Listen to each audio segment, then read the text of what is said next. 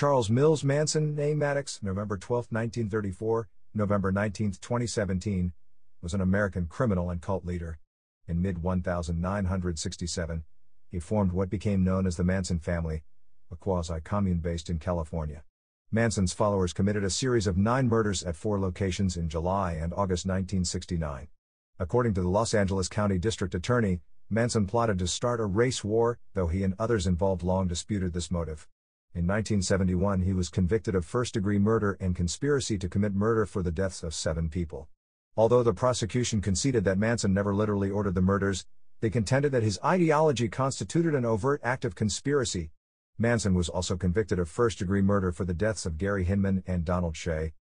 At the time the Manson family began to form, Manson was an unemployed ex-convict who had spent more than half of his life in correctional institutions for a variety of offenses.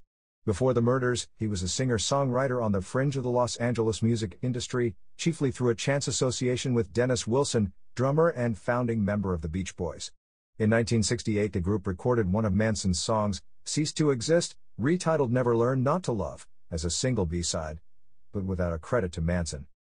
The Los Angeles District Attorney said that Manson was obsessed with the Beatles, particularly their 1968 self-titled album, also known as the White Album. Allegedly guided by his interpretation of the band's lyrics, Manson adopted the term helter-skelter to describe an impending apocalyptic race war. At trial, the prosecution claimed that Manson and his followers, who were mostly young women, believed that the murders would help precipitate that war. Other contemporary interviews and those who testified during the penalty phase of Manson's original trial insisted that the Tate LaBianca murders were copycat crimes designed to exonerate Manson's friend, Bobby Beausoleil.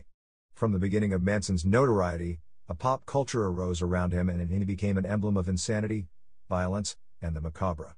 After he was charged with the crimes of which he was later convicted, recordings of songs written and performed by Manson were released commercially, starting with Lie, The Love and Terror Cult, 1970.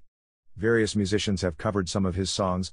Manson was originally sentenced to death, but his sentence was commuted to life with the possibility of parole after the California Supreme Court invalidated the state's death penalty statute in 1972.